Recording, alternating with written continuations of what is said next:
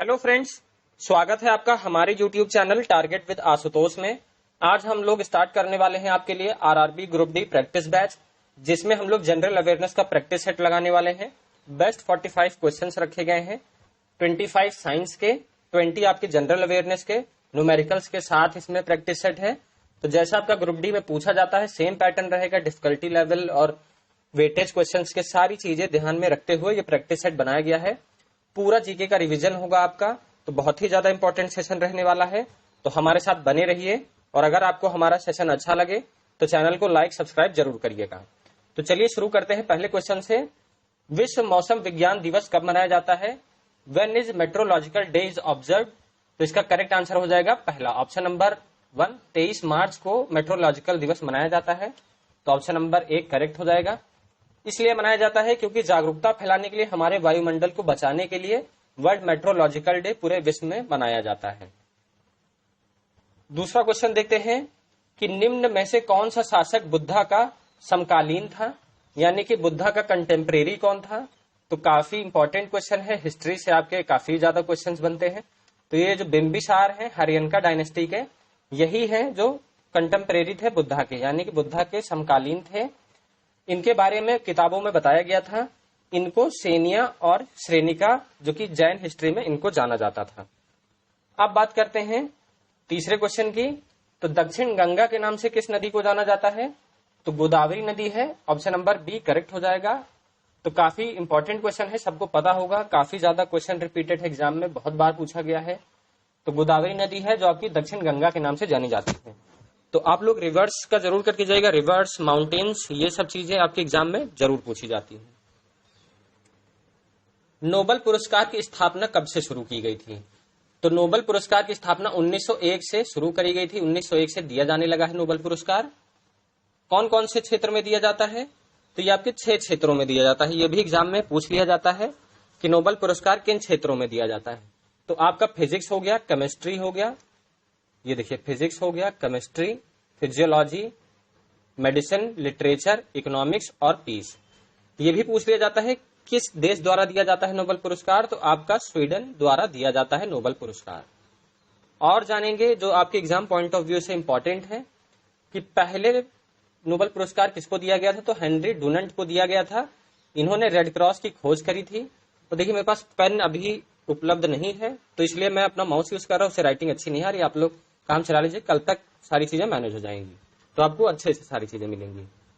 First Indian recipient of Nobel prize, यानी पहला भारतीय कौन थे जिन्हें नोबेल प्राइज दिया गया था? तो रविन्द्रनाथ टैगोर जी हैं, जिनको पहला नोबेल पुरस्कार दिया गया था।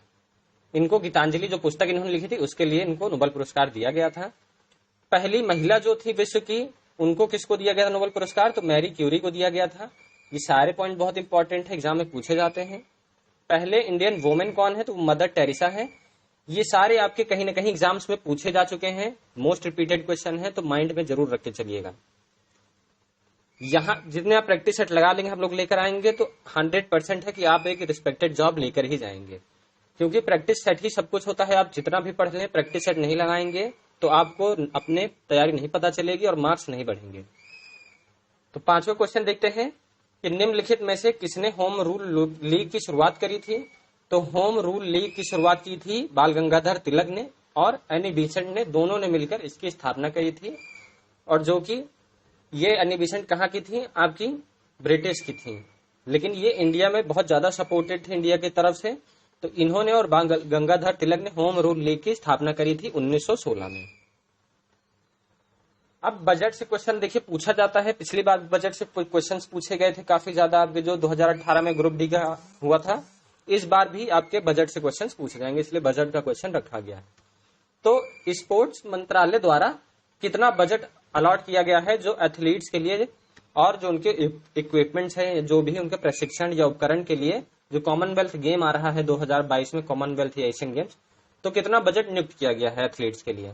तो 190 करोड़ जो है एथलीट्स के लिए नियुक्त किया गया है, यानी कि ऑप्शन नंबर 3 करेक्ट आंसर हो जाएगा आपका, 190 करोड़।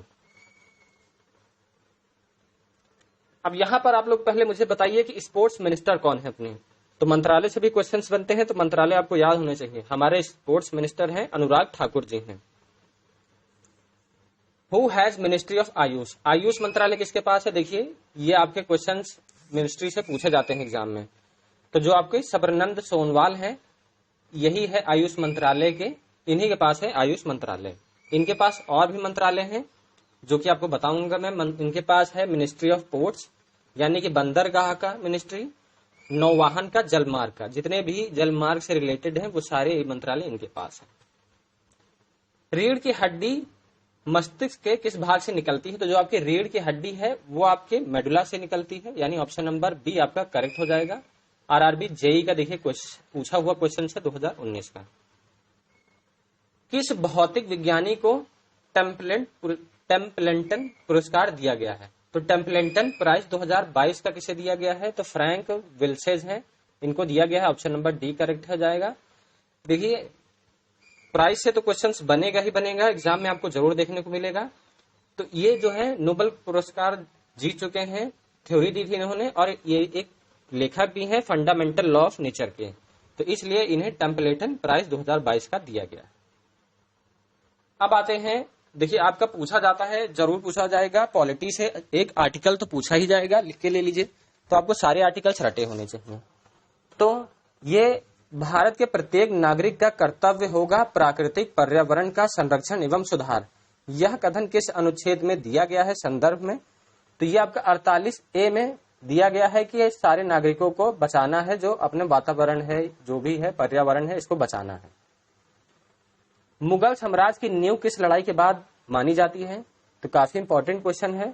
तो जो पहला आपका पानीपत का युद्ध था, जो बाबर और किसके बीच में हुआ था? आपका इब्राहिम लोदी द्वारा जो युद्ध हुआ था, उसमें बाबर जीते थे और मुगल सल्तनत का साम्राज्य खड़ा किया था उन्होंने। तो काफी इंपॉर्टेंट क्वेश्चन है, एग्जाम में पानीपत युद्ध पूछे जाते हैं, तो आप लोग जरूर करके जाइएगा। वैसे मैं आपका प्रैक्टिस सेट में सारी चीजें कवर करा दूंगा, सारे युद्ध हो जाएंगे, जितने भी प्रैक्टिस सेट लगाएंगे तो आपका सारी चीजें कवर हो जाएंगी। चार मीनार कहाँ स्थित है? तो चार मीनार आपका हैदराबाद में, यानी ऑप्शन नंबर बी करेक्ट हो जाएगा। चार मीनार हैदराबाद में स्थित है, कई बार एग्जाम में पूछा जाता है। देखिए कैलाश मानसरोवर यात्रा के लिए उत्तराखंड के तीर्थ यात्रियों द्वारा किस दर्रे का उपयोग किया जाता है? काफी इंपॉर्टेंट क्वेश्चन है, एग्जाम में कई बार पूछा भी गया है। तो जो कैलाश मानसरोवर जो आपका लीपू लेक है, वैसे आप लोग उत्तराखंड में जो दर्रे होंगे वही समझ लीजिए। अब जो लीपू लेक है काफी इंपॉर्टेंट है, इसी दर्रे का उपयोग किया जाता है। जो शरणार्थी रहते हैं, यानी जो तीर्थ यात्री रहते हैं, वो लीपू लेक दर्रे का ही उपयोग करते हैं कैलाश मानसरोवर यात्रा के लिए।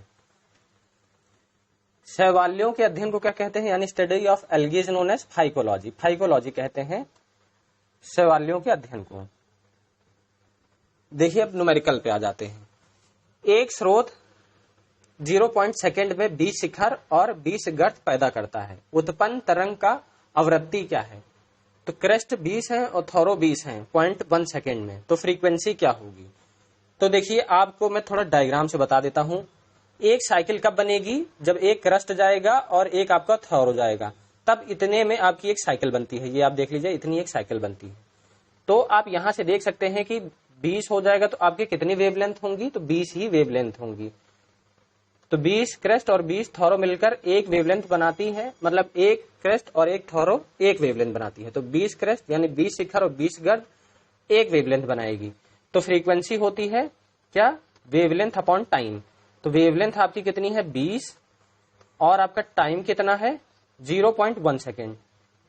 किसी तरह मैं आपको बता दे रहा हूं, आपको पता ही होगा कि मेरे पास इस समय पेन अवेलेबल नहीं है, फिर भी आप लोग के लिए कोशिश कर रहा हूं।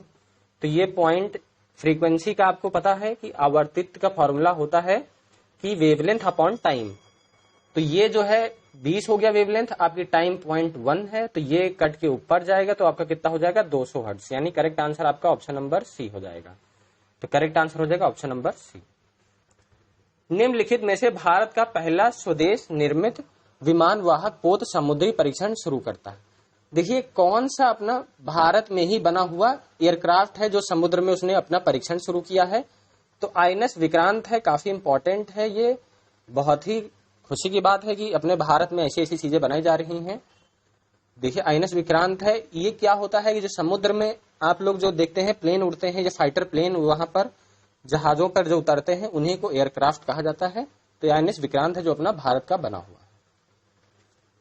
निम्नलिखित में से क्या विद्युत प्रवाह को पारित करने के लिए अपना शुद्ध पानी मिलाएगा? देखिए ये दिया गया है कि अगर आप प्योर वाटर में कुछ भी डाल दीजिए, यानी साफ पानी में कौन सा चीज डाल दें कि उसमें प्रवाह शुरू हो जाए, विद्युत प्रवाह शुरू हो जाए। तो देखिए हम लोग लेमन जूस अगर मिला देंगे पानी में तो उसमें विद्युत प्रवाह शुरू हो जाएगा, क्योंकि लेमन जूस में क्या होता है, आपका अम्ल होता है, सिट्रिक अम्ल सबको पता होगा। तो सिट्रिक अम्ल होता है, तो अम्ल में क्या होता है, हाइड्रोनियम आयन प्रोड्यूस होते हैं। तो हाइड्रोनियम आयन क्या कहते हैं, वो इलेक्ट्रिसिटी को कंडक्ट कराने में हेल्प करते हैं। तो जिसमें भी अम्ल होगा वो विद्युत प्रवाह करवाएगा। तो ये सिंपल सा लॉजिक था। अब देखिए न्यूमेरिकल पे आते हैं कि एक घर में एक परिवार 300 यूनिट बिजली ऊर्जा खपत करता है, खर्च करता है। तो उसमें एनर्जी बताइए कितने जूल एनर्जी उसने खर्च करी। अब आपको हम बता देते हैं 300 यूनिट, यूनिट का मतलब क्या होता है, 300 ये है, तो यूनिट आपका क्या हो जाएगा, किलोवाट आवर में होता है, किलोवाट आवर में। ठीक है, अब आपको अगर किलोवाट आवर को आपको जूल में चेंज करना हो तो 1 किलोवाट आवर कितने के बराबर होता है, 3.6 इंटू 10⁸। अरे चल जा भाई, 3.6 इंटू 10⁸, यानी कि ये आपका 1 किलोवाट आवर का जूल में ये एनर्जी होती है 3.6 इंटू 10⁸। ये मैं ठीक से कर देता। अब 300 किलोवाट की वैल्यू क्या हो जाएगी जूल में, तो 300 से गुणा कर दीजिए। जब आप 300 से गुणा कर देंगे 3 6 18, मतलब कि 1080 इंटू 10⁸। कोई बात नहीं, आप लोग काम थोड़ा चला लीजिए, बहुत दिक्कत हो रही है इसमें। तो 1080 इंटू 10⁸ जूल आपका करेक्ट आंसर हो जाएगा। उम्मीद करता हूं आपको समझ में आ रहा होगा। तो ये आपका देखिए क्या होता है, 1 किलोवाट आवर मतलब यूनिट किलोवाट आवर में ही होती है कि जितना किलोवाट प्रति घंटे आप लोग यूज कर रहे हैं वही यूनिट होती है बिजली की। 1 किलोवाट आवर में 3.6 इंटू 10⁸ जूल एनर्जी होती है, ये आपको पता होना चाहिए। तो उसको 300 से गुणा कर देंगे आप 3.6 को, तो आपका आंसर आ जाएगा 1080 इंटू 10⁸ जूल्स। निम्नलिखित में से कौन सी गैर विषैली गैस फसल को पकाने वाले एंजाइम के निर्माण में मदद करती है? तो सीधे से या कहिए कि कौन सा एंजाइम है जो फलों के पकने में उपयोग होता है। तो जो आपका एसिटिलीन है, ऑप्शन नंबर ए करेक्ट हो जाएगा। तो काफी बार ये जो इंपॉर्टेंट आपके कंपाउंड्स होते हैं, जैसे पूछ लिया जाए कि नकली बारिश कराने के लिए कौन सा वो यूज होता है आपका, तो आप लोग ऐसे जैसे कि लाफिंग गैस कौन सी होती है, तो ये सारी चीजें आपको याद होनी चाहिए। ऐसे ही एग्जाम्स में क्वेश्चंस पूछे जाते हैं। यदि कोई जहाज मीठे पानी से समुद्र जल में चला जाए तो क्या होगा? देखिए पानी जो समुद्र का पानी होता है उसकी डेंसिटी बहुत ज्यादा होती है, तो वो ऊपर की तरफ ढकेल देगा जहाज को, तो थोड़ा ऊपर उठ जाएगा। तो क्या हो जाएगा, थोड़ा ऊपर उठ जाएगा जहाज जब समुद्र में जाएगा। अब देखिए यही चीज आ गई जो मैंने अभी आपको बताया था, 5.4 किलोवाट आवर इसको जूल में करना है। तो मैंने बताया था 1 किलोवाट आवर में कितना जूल होता है, 3.6 इंटू 10⁸। तो इसको हम लोग सीधा सीधा गुणा कर लेंगे 3.6 इंटू 10⁸ से।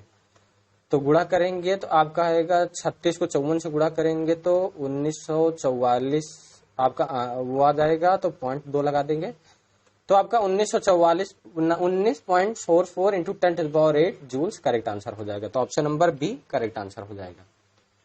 तो सिंपल है, आपको चीजें पता होनी चाहिए, फॉर्मूलेस पता होने चाहिए, आप न्यूमेरिकल्स आराम से कर ले जाएंगे। और प्रैक्टिस सेट में इतना न्यूमेरिकल्स करा दूंगा कि आपको कहीं से कुछ पढ़ने की जरूरत भी नहीं पड़ेगी। निम्नलिखित में से कौन सी विद्युत चुंबकीय तरंगों का तरंग दैर्घ्य सबसे अधिक होता है, यानी कि वेवलेंथ सबसे ज्यादा किसकी होती है? तो ऑप्शन में आपका ultraviolet rays, sunlight, gamma rays और इंफ्रारेड। तो इंफ्रारेड रेज इन सभी में सबसे ज्यादा वेवलेंथ होती है, लेकिन अगर और सब में सबसे ज्यादा बात करें तरंगों में, तो सबसे ज्यादा वेवलेंथ किसकी होती है? आपके रेडियो वेव्स जो होती हैं उनमें सबसे ज्यादा होती है, लेकिन इसमें रेडियो वेव्स नहीं दिया है, तो आपका इंफ्रारेड रेज करेक्ट आंसर हो जाएगा। अब फिर से न्यूमेरिकल्स आ जाइए। देखिए एक वस्तु 8 सेकंड में 20 मीटर की दूरी तय करती है, फिर दूसरी वस्तु 12 सेकंड में 30 मीटर की दूरी तय करती है। तो वस्तु की औसत गति क्या है? तो औसत गति क्या होती है आपकी? औसत गति बता देते हैं। औसत गति होती है कुल दूरी बटे कुल समय। तो यहां से आप लोग कुल दूरी निकाल लीजिए, 20 और 30 कितना आ जाएगा? 50 मीटर। तो 50 मीटर आपकी कुल दूरी हो जाएगी। तो आपका 50 मीटर कुल दूरी हो गई। और आपका कुल समय कितना हो जाएगा? कुल समय हो जाएगा 8 और 12 20। तो कुल समय आपका 20 हो गया, 20 सेकेंड। अब 0 से 0 काट दीजिए, 2.5 आपका करेक्ट आंसर आ जाएगा। 2.5 मीटर पर सेकेंड आंसर आ जाएगा। बहुत सिंपल से इजी न्यूमेरिकल्स आते हैं, आप लोग लगाएंगे तो आप लोग का बहुत इजी लगेगा। प्रैक्टिस मांगती हैं चीजें, और आपको पता होना चाहिए कि फॉर्मूले कौन कौन से होंगे। देखिए फिर से न्यूमेरिकल है। व्हाट इज द, आपके 3 से 4 न्यूमेरिकल्स 100% पूछे जाएंगे एग्जाम में, लिख के ले लीजिए। What is the speed of light in glass of refractive index 1.5। देखिए आपको मैं न्यूमेरिकल वो फॉर्मूला बता देता हूं, फिर आपको समझ में आएगा। जो रिफ्रैक्टिव इंडेक्स होता है, स्नेल्स लॉ ने क्या कहा था, रिफ्रैक्टिव इंडेक्स बराबर होता है speed of light in vacuum upon speed of light in medium. तो आप इसमें फॉर्मूले में वैल्यू रख दीजिए। तो रिफ्रैक्टिव इंडेक्स कितना हो जाएगा, दिया है 1.5 दिया है।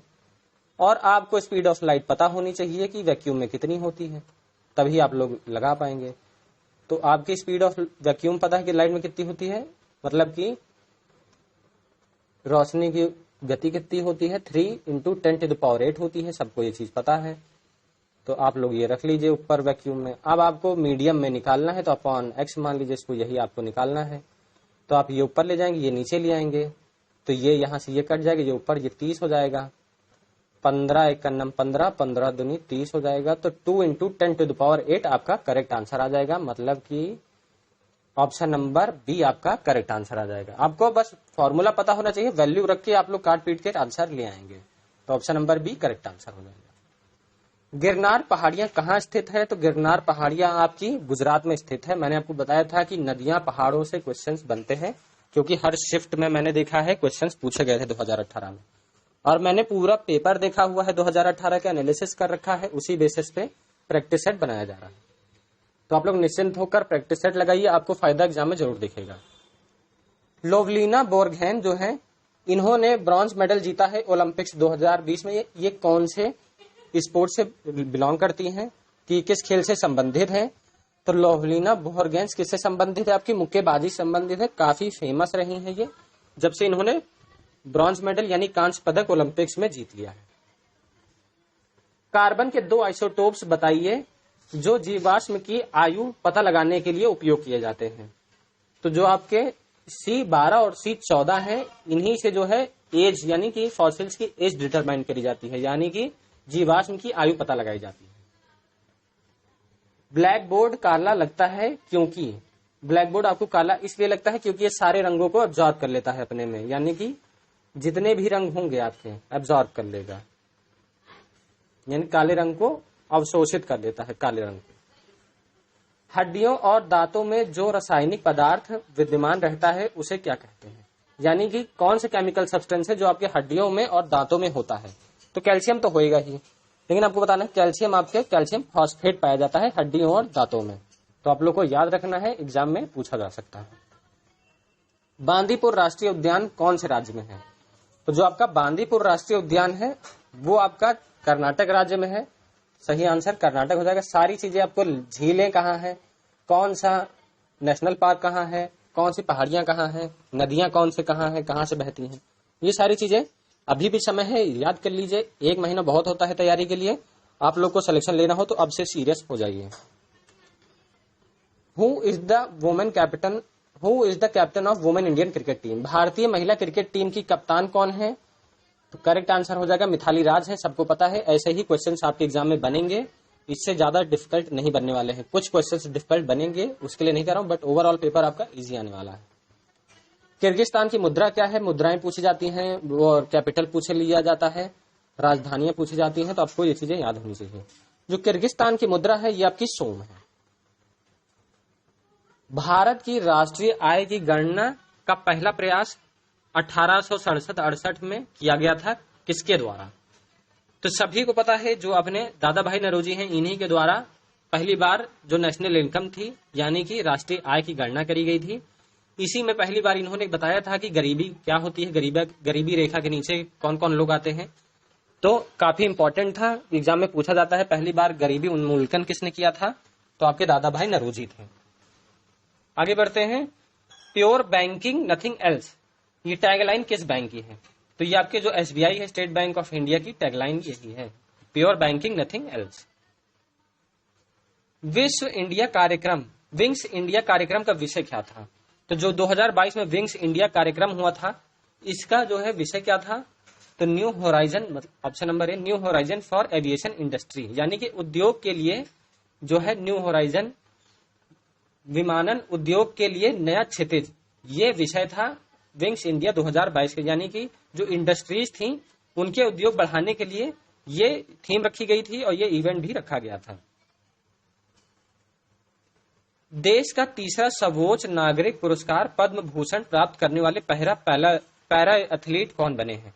तो सभी को पता होगा, एग्जाम में पूछा गया था, देवेंद्र झांझरिया हैं जिनको पद्म भूषण दिया गया है, ये पैरा एथलीट हैं। काफी बार एग्जाम्स में पूछा गया है क्वेश्चन।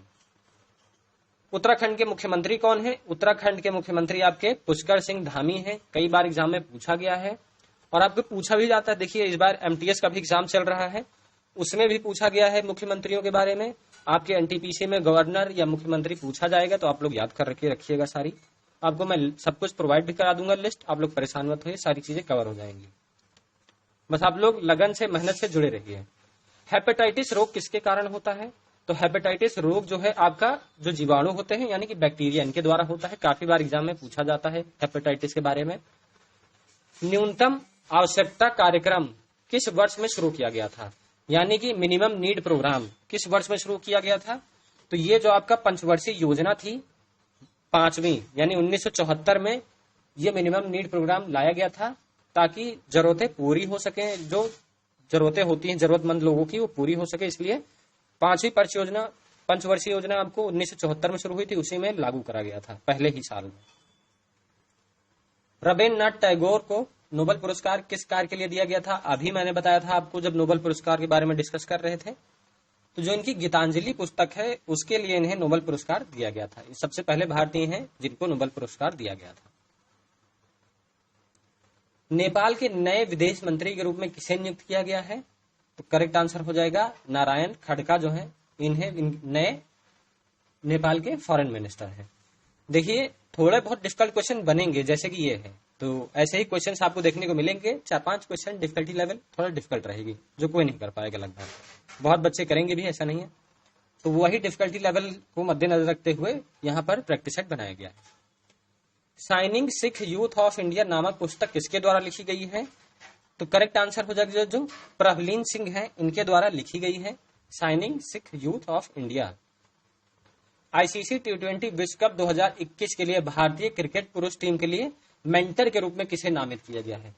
सभी को पता है कि MS धोनी को मेंटर के रूप में नामित किया गया था, क्योंकि ये रिटायरमेंट ले चुके हैं, तो इसलिए इनको मेंटर बनाया गया था, जो कि विश्व कप हुआ था T20 वर्ल्ड कप 2021 का।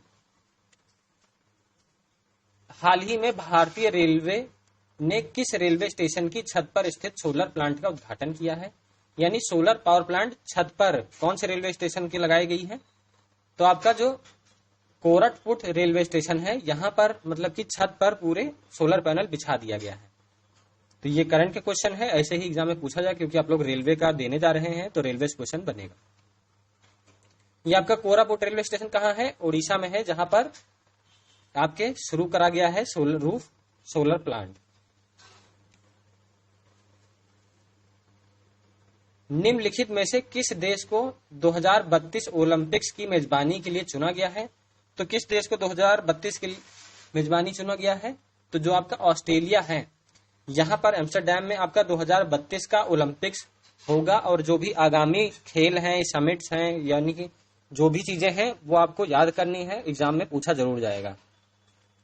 तो आज का हमारा सेशन यही खत्म होता है, और आपको अगर हमारा सेशन अच्छा लगा हो तो चैनल को लाइक सब्सक्राइब जरूर करिएगा, और अगर हमारा सेशन अच्छा लगा हो तो कमेंट सेक्शन में जरूर बताइएगा। जो भी कमी होगी आप लोग जरूर बताइएगा, मैं आपके सारे कमेंट्स का रिप्लाई जरूर देता हूँ। Thank you.